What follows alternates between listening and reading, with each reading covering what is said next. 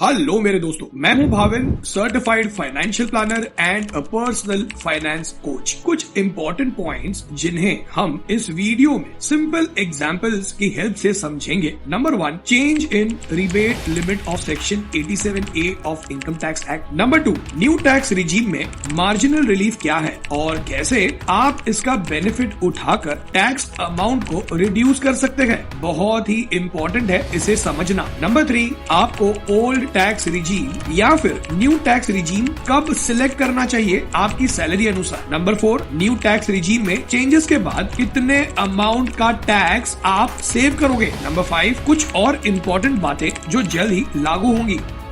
I am now happy to announce that there will be no income tax payable up to income of 12 lakh rupees. At the end of the budget, finance minister ने कहा 12 lakh rupees तक की income कमाने वालों के लिए zero income tax. लेकिन ये पूरा सच नहीं है। समझते हैं क्यों। दो मेजर चेंजेस हुए हैं। A, 87A का rebate amount and B, changes in the new income tax slab. ये है प्रीवियस बजट के हिसाब से स्लैब फॉर FY 24-25, जहां 3 लाख रुपीस तक कोई टैक्स नहीं देना पड़ता था और 15 लाख के ऊपर की इनकम कमाने वालों का टैक्स 30% तक होता था। लेकिन अब नए स्लैब्स को देखते हैं। As per new tax regime 0 से 4 लाख तक नील टैक्स, 4 से 8 लाख तक 5%, 8 से 12 लाख तक 10%, 12 से 16 लाख तक 15%, 16 से 20 लाख तक 20%, 20 से 24 लाख तक 25% और 24 लाख के ऊपर 30%। अब I am sure in slabs को देखकर आप सोच रहे होंगे कि 12 लाख रुपए तक जीरो टैक्स कैसे हुआ। So let me explain. Income tax act का एक सेक्शन है 87A, जिसके अनुसार अगर आप एक सर्टेन लिमिट तक की इनकम कमाते हैं तो गवर्नमेंट आपका टैक्स माफ कर देती है। पिछले बजट यानी फाइनेंशियल ईयर 24-25 तक ये लिमिट 7 लाख रुपीस तक की थी और रिबेट अमाउंट की लिमिट थी मैक्सिमम ऑफ 25,000 रुपीस। लेकिन अब फाइनेंशियल ईयर 25-26 के लिए इनकम लिमिट को बढ़ाकर 12 लाख रुपीस कर दिया गया है और मैक्सिमम 60,000 रुपीस तक का रिबेट अब आप क्लेम कर पाएंगे और आपको कोई टैक्स नहीं पे करना होगा as per new tax regime. Alright, तो अब समझते हैं कि न्यू टैक्स रिजीम में चेंजेस होने के बाद अब आप कितने अमाउंट के टैक्स की सेविंग कर पाओगे आपके सैलरी अनुसार। लेट्स से कि गोपाल की इनकम 12 लाख रुपीस है और वो 75,000 रुपीस का स्टैंडर्ड डिडक्शन क्लेम करता है, तो एज पर लास्ट ईयर उसे 83,200 रुपीस का टैक्स पे करना पड़ता। लेकिन अब ये अमाउंट जीरो हो जाएगा तो टोटल टैक्स की बचत होगी 83,200 रुपीस की। सिमिलरली राम की 15 लाख रुपीस की इनकम के अनुसार उसका टैक्स अमाउंट 1,30,000 रुपीस से रिड्यूस होकर 97,500 रुपीस होगा और 32,500 रुपीस की सेविंग होगी उसकी। रॉकी के 20 लाख रुपीस की इनकम पर उसका टैक्स 2,78,000 रुपीस से रिड्यूस होकर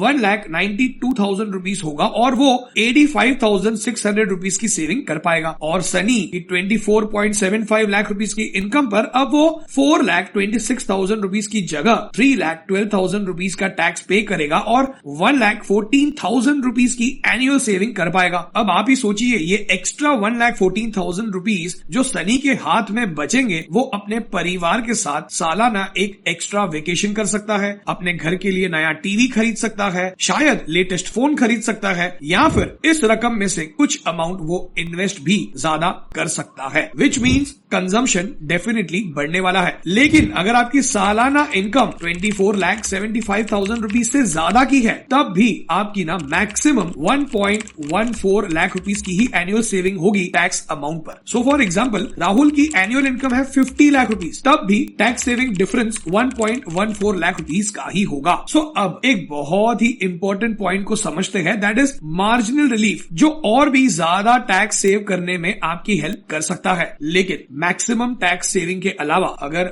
मैं आपसे पूछूं कि इन्फ्लेशन एडजस्टेड रिटायरमेंट प्लानिंग के लिए आपको कितने अमाउंट का कॉर्पस अक्यूमुलेट करना होगा, और यही नहीं साथ साथ आपको अपना नया घर खरीदने की प्लानिंग करनी है, यहाँ वेकेशन पर जाना है बिना लोन लिए, यहाँ बच्चों की हायर एजुकेशन जो लाखों में होगी कैसे प्लान करनी है, सर्टिफाइड फाइनेंशियल प्लानर से अपना पर्सनल फाइनेंशियल प्लान बनवाकर इन सारे गोल्स को कैसे अचीव करना है ये समझने के लिए व्हाट्सएप कीजिए आपकी स्क्रीन पर आए नंबर पर, विजिट कीजिए हमारी वेबसाइट theartofwealthbuilding.com पर, या फिर इस वीडियो का डिस्क्रिप्शन बॉक्स चेक कीजिए। अब संतोष की इनकम 13 लाख रुपीस है और 75,000 रुपीस का स्टैंडर्ड डिडक्शन क्लेम करने के बाद उसकी टैक्सेबल इनकम बनती है 12,25,000 रुपीस और टोटल टैक्स अमाउंट जो उसे पे करना होगा including cess will be 63,750 rupees. अब ना आप ही सोचिए 12 लाख रुपए तक जीरो टैक्स, लेकिन भाई साहब 25,000 रुपए एक्स्ट्रा कमाने पर 63,750 रुपीस का टैक्स। Very unfair, right? और इसी सिचुएशन को एड्रेस करने के लिए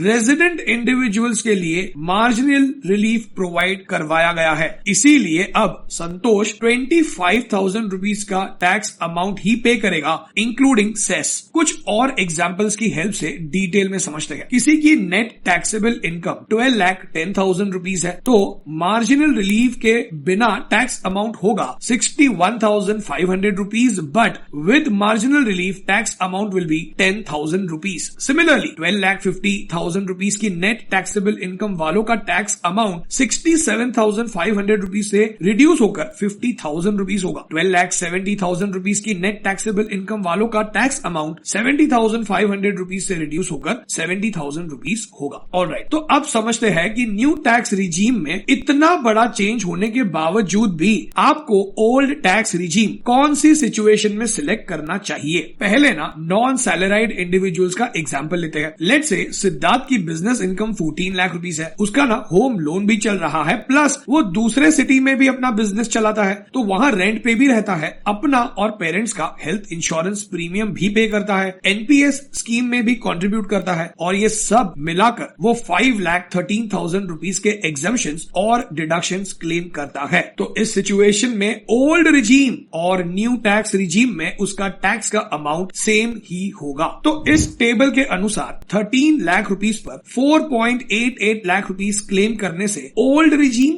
और न्यू रिजीम में टैक्स का अमाउंट सेम होगा। और वहीं अगर आपकी नेट इनकम 24 लाख रुपीस से ज्यादा की है तो 8,50,000 रुपीस तक के एग्जम्पशंस और डिडक्शंस क्लेम करने पर आप ओल्ड टैक्स रिजीम सिलेक्ट करने का सोच सकते हैं। अब सैलराइड इंडिविजुअल का एग्जांपल ले तो वो 75,000 रुपीस का स्टैंडर्ड डिडक्शन क्लेम कर पाएंगे और 24.75 लाख रुपीस की इनकम पर 8,50,000 रुपीस की एग्जम्पशंस और डिडक्शंस क्लेम करने से ओल्ड रिजीम और न्यू रिजीम में सेम टैक्स अमाउंट बनेगा। सो अब तक तो ना आपको ये समझ आ ही गया होगा कि इतने मेजर चेंजेस करने के बाद अब ना ओल्ड टैक्स रिजीम तो ऑलमोस्ट फेज आउट हो ही जाएगा और आपका ज्यादा फायदा न्यू टैक्स रिजीम में ही होगा। ये चेंजेस स्पेशल रेट पर होने वाली इनकम पर लागू नहीं होते, जैसे कैपिटल गेन्स या गेमिंग से होने वाली इनकम या फिर क्रिप्टो से होने वाली इनकम। अब न्यू इनकम टैक्स बिल आने के बाद हमें बेटर क्लैरिटी मिलेगी न्यू टैक्स कोड की, जिसे ना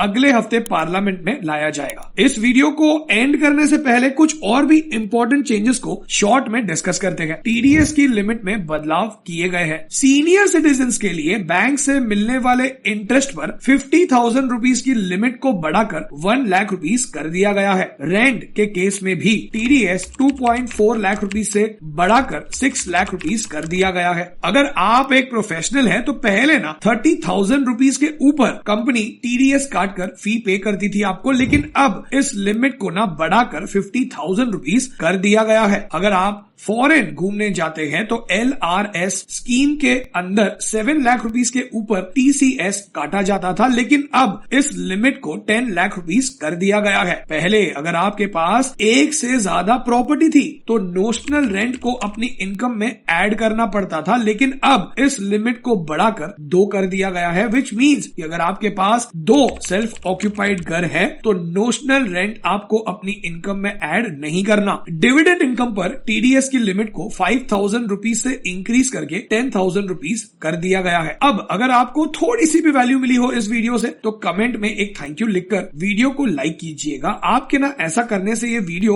और भी ज्यादा लोगों तक पहुंच पाएगी और मेरी भी थोड़ी सी हेल्प होगी। मैंने ना कुछ यूनिक पॉइंट्स और कैलकुलेशंस एक्सप्लेन करने की कोशिश की है जिससे आपको टैक्स सेविंग पर एक अलग पर्सपेक्टिव मिलेगा। चैनल पर अपलोड हुए और भी इंपॉर्टेंट वीडियोस को देखने के लिए आप इस बॉक्स पर क्लिक कर सकते हैं और इन वीडियोस को देखने के बाद अगर वैल्यू मिले तो चैनल को सब्सक्राइब जरूर कीजिएगा। अगर आप अपना पर्सनल फाइनेंशियल प्लान बनवाना चाहते हैं तो आपकी स्क्रीन पर आए नंबर पर आप व्हाट्सएप कर सकते हैं, हमारी वेबसाइट theartofwealthbuilding.com पर विजिट कर सकते हैं या फिर इस वीडियो का डिस्क्रिप्शन बॉक्स भी चेक कर सकते हैं। जल्दी मिलेंगे एक और बहुत ही इंफॉर्मेटिव वीडियो के साथ। God bless you all. जय हिंद and thank you so much for watching this video till the and.